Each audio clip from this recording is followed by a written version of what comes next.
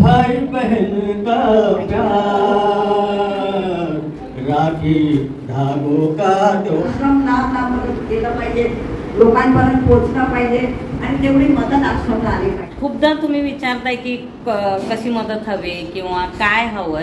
आव्हान हे सर्वांचे आई वडील आहेत. हा मोठा परिवार, विश्वाचा परिवार आहे. मला ह्याच्यातल्या बऱ्याच जणी बोलले की तुम्हाला राखी बांधायची. त्यांना असं वाटतं मी त्यांची रक्षा करते, पण मी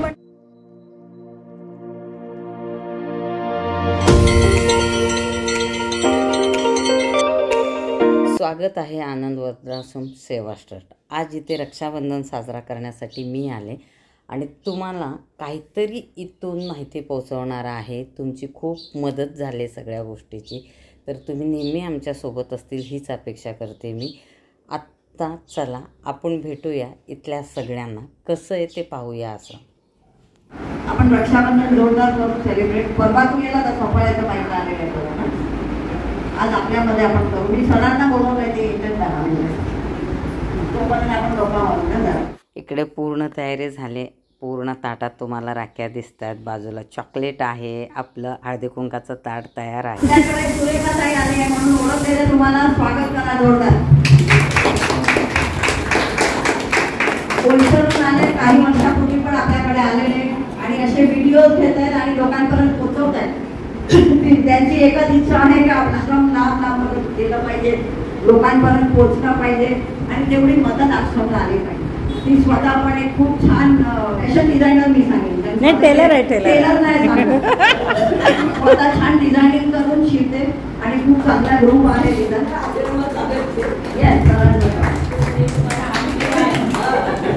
काही शूटिंग पण करणार आहेत. रक्षाबंधनचं सगळ्यांना भेटणार आहे. हे असं प्रेम आपल्याला मिळते आणि अशा मुली तुम्हाला पण भेटतात की ते तुमचा इतका विचार करत असतात. आता नीरज येऊन त्यांना सोडून गेला. नीरज पंकज दोन्ही भाऊ आहेत ना, पालक मित्र माहितीये ना, दोघंही पत्रकार, खूप छान मुलं आहेत दोन्ही भाऊ, राम लक्ष्मण आहेत आपले. आता त्यांना सोडून गेला आणि मला सांगून गेला काहीही असेल तुमचं तर मला कळवा, मी लगेच कोचिंग. त्यांची फिजिक्स पण डॉक्टर आहे, आम्ही पटकन धावत घेऊ.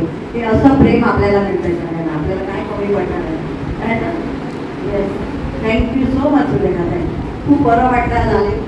आम्ही आता रक्षाबंधन सेलिब्रेट करणार. मी सरांना बोलवून घेतलंय. सरांना या लाईनीत बसवणार ना, आपल्याबरोबर नाही बसवायचं.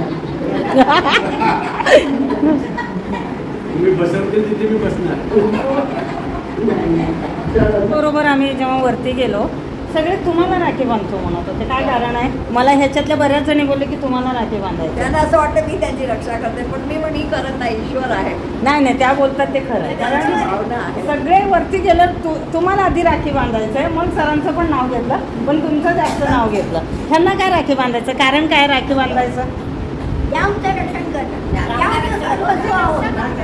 हे 100%. आज आहे रक्षाबंधन आणि नारळी पौर्णिमा. आमच्या सगळ्यांकडून तुम्हाला रक्षाबंधन आणि नारळी पौर्णिमेच्या खूप खूप शुभेच्छा. आजचं सण आहे ते खास भावा बहिणींचं. एक वेगळं नातं असतं भावासोबत, बहिणींचं भावासोबत. कितीही काहीही झालं तर त्याच्यामध्ये बोलतात ना, एक विश्वास, एक तुमचा पाठिंबा बहिणींसाठी आणि भावासाठी बहीण जी उभी राहते दोघाही बाजूने. हे एक पवित्र असं नातं आहे जे नेहमी सोबत असते एकमेकांच्या. तर इथे मी आले आणि त्यांचा तुम्ही उत्साह पहा, तुम्हाला दिसतंय.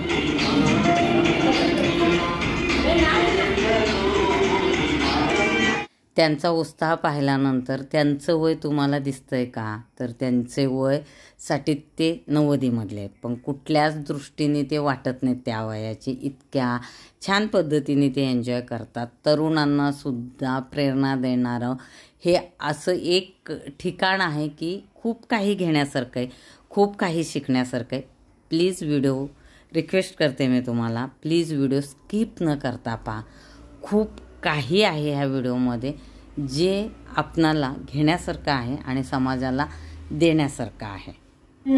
भाई बहन का प्यार, राखी धागों का त्योहार, राखी धागों का त्योहार.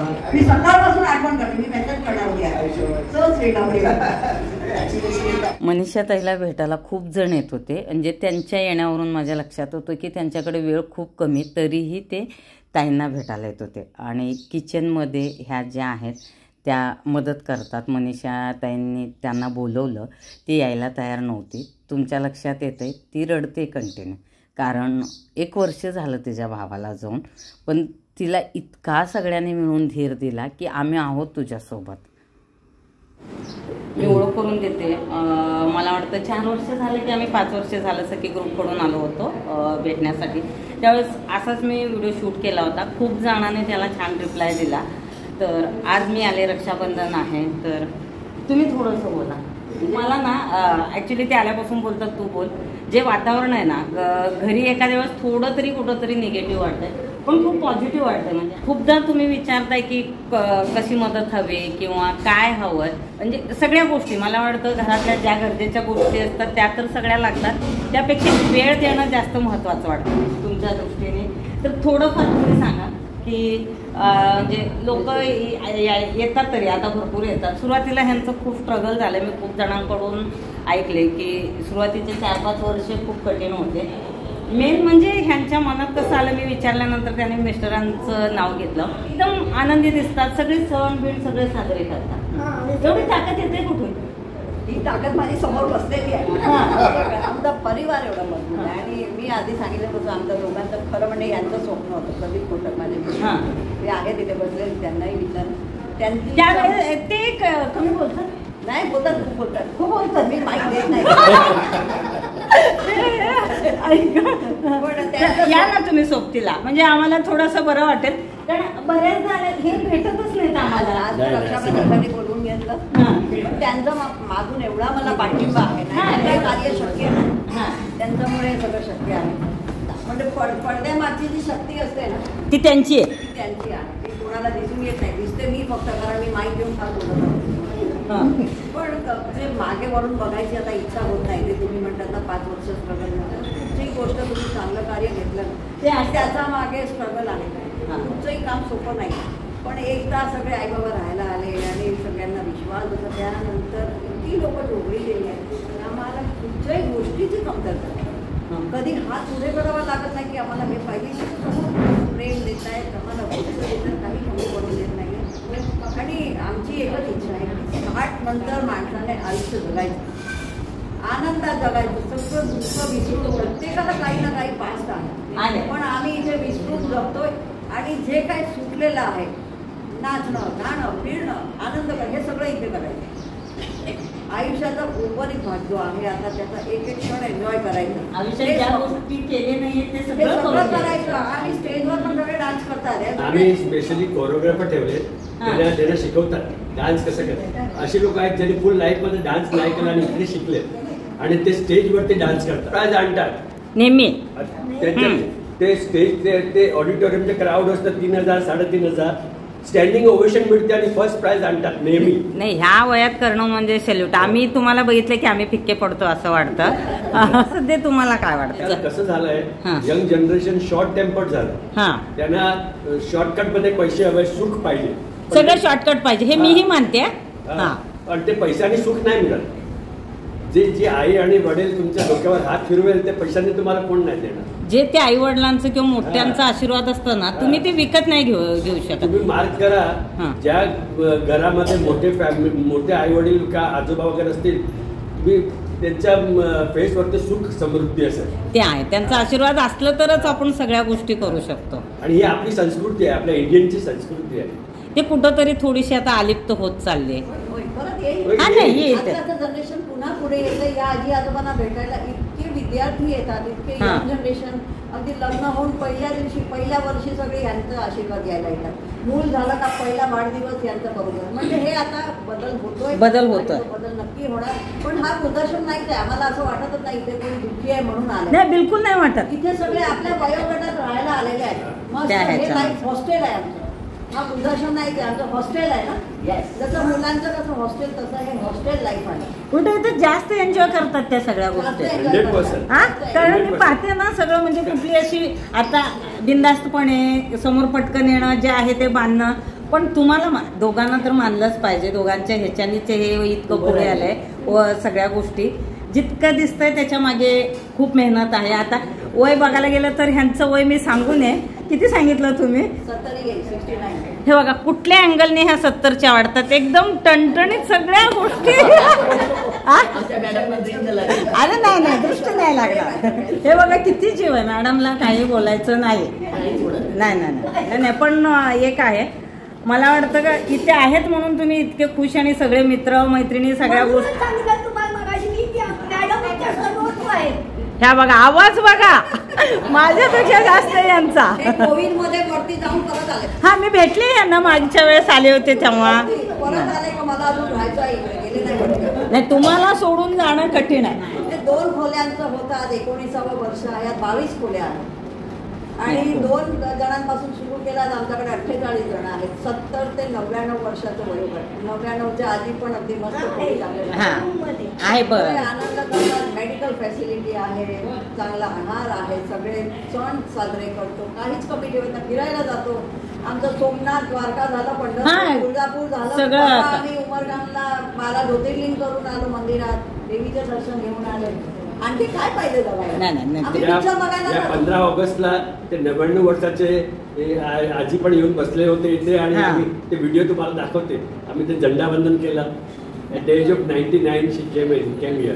फार मोठी गोष्ट आहे. सुवर्ण महोत्सव कसा केला होता?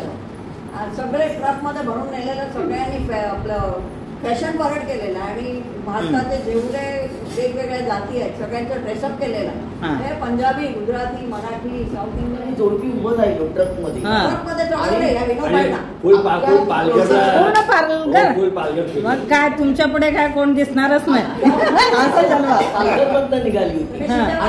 शिट्ट्या वाजवत होते, ते हात दाखवत होते आणि आम्ही पहिला नंबर मिळवला त्या प्रोसेशन मध्ये. तुम्ही नेहमीच पहिल्या नंबरवरती आहे म्हणजे. आणि हे लोक सेलिब्रिटी म्हणून सगळेजण येऊन त्यांच्याकडे सिग्नेचर घेतात. नाही कौतुक आहे. मी नाच केलं होतं. नाही कौतुक आहे सगळ्या गोष्टीचं. कारण ते करतो मी. आता थोडक्यात सांगू का? हा सांगा. अनुभव 10 वर्ष आता मला होती, अगदी 2-3 महिन्यातच होती. 10 वर्ष पूर्ण. पण 10 वर्ष झाली तर मला असं वाटतं मी आत्ताच आलेली. हा जो हे जे ती भूमी आहे, ही जी वास्तू आहे ती इतकी पवित्र आहे की ह्याच्यामध्ये लोकांना संन्यास घ्यायला पूर्वी तपोवनात जावं लागायचं, संन्यास घ्यायचा मला. आणि तेव्हा लोकांना संन्यास मिळायचा. पण या 10 वर्षात आपण असं काही शिकलो जातो की आपण निवृत्त होतो पूर्ण संसारातून. मला आता काही नकोय, काही संसार नको, हे नको, ते नको, ते नको. मी आनंदी आहे. आता उलट झाले. जे पहिला कंटाळा यायचा, कंटाळायला काय करू, वेळ जात नाही, उलट झाले. आता काय झाले, नाही आता आम्हाला असं वाटतं अजून मला जगायचंय, अजून मला हे करायचं, मला जगायचं. आणि तुम्ही जगतील सगळेजण मस्त. त्याप्रमाणे आम्ही वागतो, तसे वागतो, हिंडतो फिरतो, नाचतो गातो. अगं तुला काय सांगू, काय करत नाही म्हणून तू विचार. इथे आम्ही भंडारे करतो मोठमोठे. मी 2-4 उदाहरणं सांगते की अनुभव पण कसा येतो माणसाला. की अशी परीक्षाची परीक्षा घेतली जाते की आता एवढे वृद्ध आहेत, एवढी वय झाली, कोणी गचकतं तर त्याला पोचवणं आलं. पण त्याला पोचवून आमच्या आधी कार्यक्रम ठरलेले असतात, त्याप्रमाणे कार्यक्रम होत असतात. काय लगेच आला लगेच तो कार्यक्रम नाही, ते नाही. तर एखादं जर मेल होतं त्यातून हे करून व्यवस्थित पुन्हा 1 तासात आमचा भागवत सप्ताह चालू झाला. आणि तो इतका जोरदार चालू झाला की 7 दिवसात अख्खं पालघर लोटलं होतं आमच्याकडे. म्हणजे हे काय होतं. आणि ते पण हिच्या मामीने का कोणीतरी पैसे 3 का 4 लाख दिले होते आणि त्याच्यामध्ये तो सगळं केलं होतं. आणि इतका उत्कृष्ट भागवत सप्ताह झाला की आम्हाला असं वाटलंही नाही वरती एक बाई मेले म्हणून. कारण का, हे जिंदगी दाखवते मृत्यू, जीवन आणि मृत्यू या 2च गोष्टी आहेत आपल्यासमोर. सत्य आणि आहे. त्या आनंदाने कशा जगायचा आणि त्यातून आपण कसा मार्ग काढायचा, म्हणजे जीवनाचं खरं प्रतीती ही याच्यात येते. आणि त्याच्यामुळे काय, भीती मी तर भयंकर भीती होते, पण ती भीतीच गेली. आता वाटतच नाही कुठल्या सांगायचे. आम्ही बरोबरून बोलताय म्हणजे सगळ्या जणांचं. मला इतकं कॅमेरा फेस किंवा मी जास्त बोलणाऱ्यातली नाहीये. आता आज सकाळी मी काल त्यांना सहज मेसेज केला की रक्षाबंधन आहे, तुमचा काय कार्यक्रम आहे का, मला यायचंय. तर त्या बोलल्या की ठीक आहे तुम्ही 11 वाजता या, तुम्हाला जसं जमेल. नीरजने मला इथं सोडलं. एकच हे आहे सांगणं तुम्हाला, म्हणजे नेहमी आपण एक विचार करतो की त्या जसं बोलतात हे आश्रम नाही आहे, तर माझ्या दृष्टीने ते नाहीच आहे, कारण ते तेवढं नातं त्यांचं क्लोज आहे. बरेच जणांचं कसं मदत करायचं, काय मदत करायचं किंवा त्यांना काय हवं आहे ते आम्ही पुढे थोडंसं सांगू तुम्हाला. पण खरंच सांगते, मला शब्द कमी आहेत तुमच्या. त्या बोलायला मला 4-5दा सांगितले काय बोलावं आणि काय बोलू नये हे मला सुचत नाही, पण मी सॅल्यूट करते सगळ्यांना. त्यांना तर आहे पण तुम्हाला सुद्धा, की त्या करतात तेवढं तुम्ही त्यांना समजून घेता, साथ देता, एक बॉन्डिंग आहे तुमच्यामध्ये. म्हणजे हे घर वाटतं, असं हे वाटत नाही चला बाबा आम्हाला इथं सोडलंय आम्ही जबरदस्ती राहतो, कुणाच्याच चेहऱ्यावरून ते दिसत नाहीये. आणि मी पहिल्यांदा भेटते मला वाटतं तुमच्या मिस्टरांना, खूप कौतुक करतात तुमचं, म्हणजे सगळ्या ह्याच्याने. काय इच्छा आहे अजून पुढे? मी सर्वांना आवाहन करेन, अजून आमचे दोघं बोलतील, थोडंफार शेअर करतील तुमच्याबरोबर, पण मी त्यांना आवाहन करेन, हे सर्वांचे आई वडील आहेत, हा मोठा परिवार, विश्वाचा परिवार आहे. आमचं दोघांचं फक्त स्वप्न होतं, आम्हाला करायचं होतं, पण सगळ्यांनी पुढे यायचं, त्यांना वेळ द्या, जे काही देता येईल जसं हातभार लावता येईल सगळ्यांनी हातभार लावा. मग ते आर्थिक दृष्ट्या आहे किंवा धान्य आहे, औषधोपचार आहे, जे काय करता येईल करा. आणि ह्यांना किती आनंदात ठेवता येईल आपण सगळ्यांनी हाच विचार करायचा. हा आश्रम नाही आहे, आपल्या सगळ्यांचा परिवार आहे आणि त्याप्रमाणे सगळ्यांनी इन्व्हॉल्व व्हायचं आहे. कधी या, कधी भेट द्या, तुमचे वाढदिवस साजरे करा, तुमच्या लग्नाचे दिवस साजरे करा, नुसतं काही मी आले तिथे त्याचा मी शूट केलाय, तो मी टच करेन ह्याच्यानंतर. अचानक आले होते मी पालघरला, तर नीरज बोलला की इथं असा असा कार्यक्रम आहे, चल तू येते. मला वाटतं ते कुठले आले होते, सामूहिक विवाह, मुंबईहून आले होते ना ते लोक. 5 आदिवासी लोकांचा आणि 50वा वाढदिवस साजरा केला. वाढदिवस केला आमच्या एका डोनर रमेश. अरे तो तर इतका मजा आली, बुफे बिफे केला आम्ही. अरे काय विचार, म्हणजे कुठली इच्छा नाहीये, सगळं जमून घेत आहे. इच्छा काय राहिलीच नाही. आणि लोक तरुण मुलं आली का ती आमच्याकडे शिकतात. हे खरंच नाही शिकतात, कसं जगलं पाहिजे. एवढ्या वयात आम्हाला कुठला त्रास नाही, कोणी लोळत पडले गोळत पडले असं काहीच नाही, एकदम आपण वाढवतोय आश्रम, 7 मजली आश्रम दुसरा नाही होईल, दुसरीकडे करतात. मंदिर आहे तिथे करतात. अजून सगळ्यांचं सहकार्य लागेल आम्हाला, म्हणजे हे आता वाढवत जायचं आहे पण आपल्या कॅपॅसिटीमध्ये.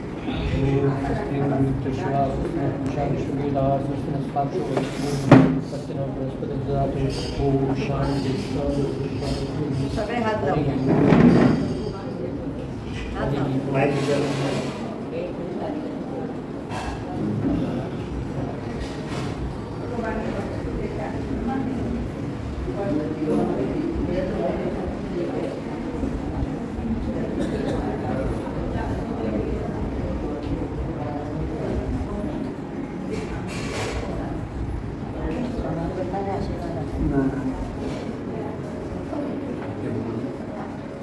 भगवान की कृपा से आज का ये पवित्र दिन रक्षा का है और सबकी रक्षा के लिए भाई बहन का प्यार होता है, वो दर्शाता है। बहन कभी कभी माँ के रूप में भी होती है, तब विश्व ही हमारा परिवार। जब मैं यहाँ आया, एक निमंत्रण पे आया, पहले मैं जहाँ से आया, अगर हम बहुत ही कम शब्दों में मैं कहूँ, इसलिए यहाँ मैं जो आया हूँ वो भगवान रामचंद्र जी की कृपा से, जिन्होंने मुझे यहाँ खींचा है। और पहले से ही मैं इस आश्रम के साथ जुड़ गया किसी न किसी प्रकार से।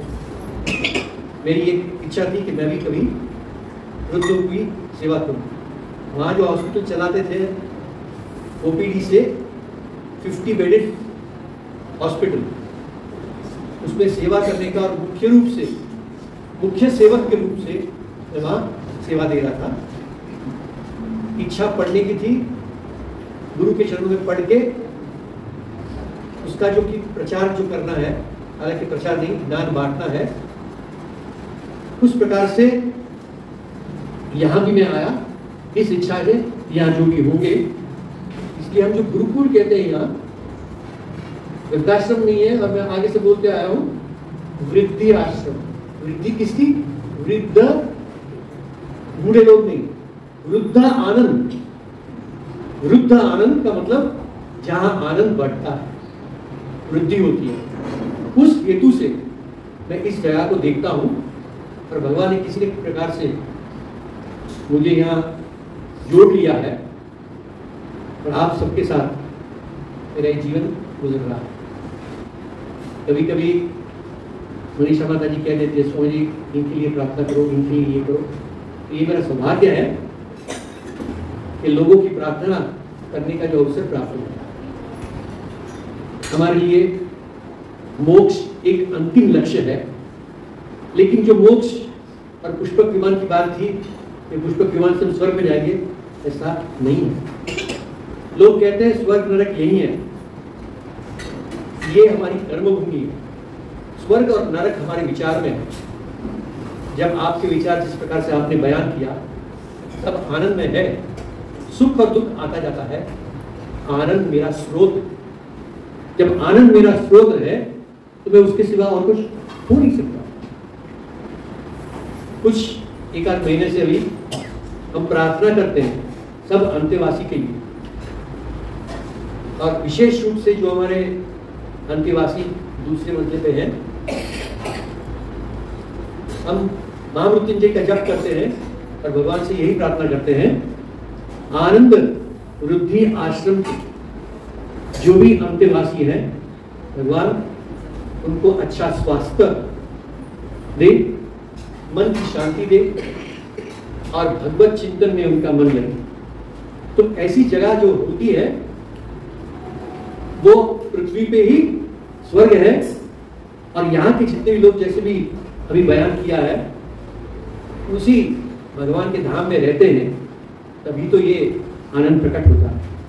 मेरी भगवान से यही प्रार्थना है, यहाँ के विराजमान हमारे जलाराम बाबा हैं और राम परिवार गणपति दादा हनुमान जी यहाँ की रक्षा करते हैं, और यही यहाँ का जब वातावरण है तो अवश्य यहाँ के सब लोग भी उसी प्रकार के पात्र हैं, और जिनको भगवान ने संचालन का एक अवसर दिया है वो अपनी भी इस प्रकार से वृद्धि करते जा रहे हैं।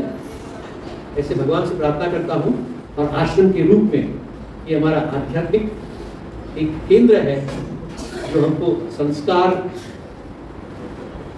और सेवा दोनों दे रहे हैं।